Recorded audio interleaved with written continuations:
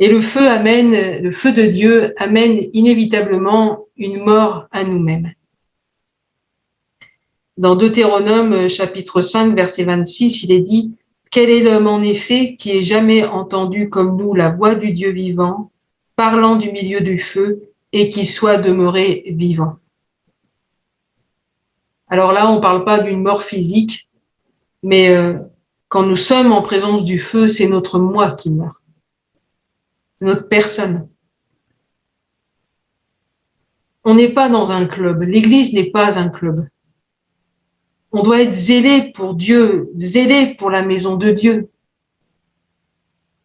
Dans la parole, il est écrit « Le zèle de ta maison me dévore ». J'en parlais déjà ce matin, mais nous consommons, nous dévorons des prédications H24 quasiment. Mais où est notre zèle? Où est notre feu? Est-ce que tout ça change quelque chose dans notre vie?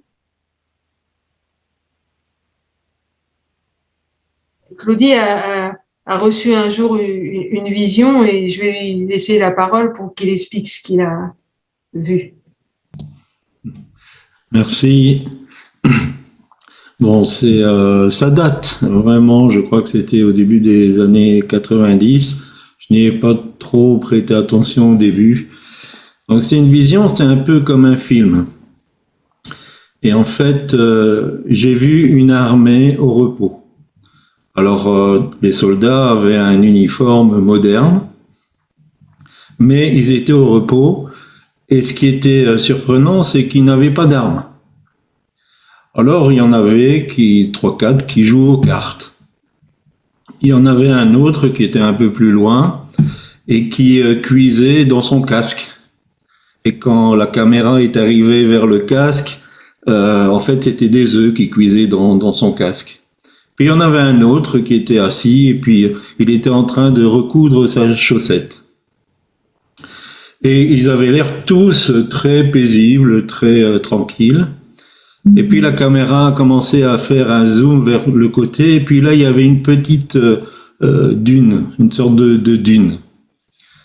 Et ce qui était surprenant aussi, c'est que sur la dune, il n'y avait personne. Il n'y avait pas de sentinelle. Il n'y avait personne qui surveillait. Et derrière la dune, il y avait une armée, bien rangée. Alors, ils n'avaient pas un costume moderne, mais ils avaient des sortes de cuirasses, d'armes moyenâgeuses et tout ça. Mais ils étaient bien rangés en carré. Et à côté de chaque carré, il y avait un chef qui était sur un cheval avec une bannière différente. Et je savais que cette armée allait attaquer tous ensemble. Que tous ces carrés avec les chefs qui étaient sur les chevaux allaient attaquer ensemble. Et ce que j'ai ressenti, c'est que l'armée de l'Éternel, c'était celle qui était au repos, sans surveillance, et que l'armée qui était bien rangée pour attaquer, c'était l'armée de l'ennemi. Voilà, donc si on reprend, après on en a donc parlé, on a discuté, et voici l'interprétation qu'on a reçue. Après, vous pouvez faire votre propre interprétation, bien entendu. Mais en fait, c'est que celui qui fait cuire des œufs dans son casque, eh bien, il utilise son salut pour son propre ventre. Combien d'enfants de Dieu, aujourd'hui, utilisent le salut pour eux-mêmes? D'une part, ça peut être simplement, je m'occupe pas des autres. Voilà, moi, je suis sauvé. Les autres, après moi, le déluge, quoi. D'autres, eh bien, utilisent le salut pour leur ventre dans le sens que, eh bien, on va se faire de l'argent. On va rentrer dans le ministère. On n'aura pas besoin d'aller travailler. On va se faire de l'argent comme ça. Et le ministère est devenu un business. Donc ça peut être l'interprétation, enfin, nous, qu'on en a donné de celui qui faisait cuire ses œufs dans son casque. Ensuite, un autre cousait ses chaussettes. L'interprétation que nous, on en a donnée, c'était que, déjà, il était nu-pied. Il n'avait pas ses sandales, celui-là. Et bien évidemment, il était fragilisé. Pas chaussé, pas prêt. Si vous devez aller vous bagarrer, si vous devez même sortir, vous vous chaussez. Si vous êtes nu-pieds, vous n'êtes absolument pas prêt à affronter dehors, à affronter le pouvoir de marcher. Et en plus, il recousait sa chaussette.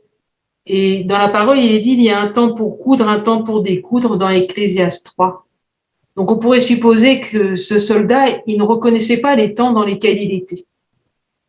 Et nous sommes assez surpris de voir que beaucoup d'enfants de Dieu ne reconnaissent pas le temps que nous sommes en train de traverser. Il y a un nuage noir terrible qui arrive sur nos pays et on a l'impression que demain tout ira mieux. Et on nous fait croire, beaucoup nous font croire que demain tout va mieux. Sincèrement, que ça soit Claudie comme moi-même, on ne demande pas mieux que ça aille mieux. Mais on est convaincu du contraire. Et il nous faut être chaussés pour pouvoir traverser ces temps difficiles, avoir notre ceinture et être chaussés.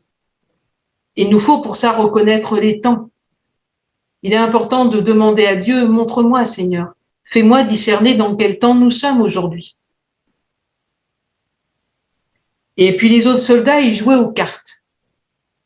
Et l'interprétation qu'on en donne, eh bien, c'est qu'ils étaient dans l'amusement, la distraction.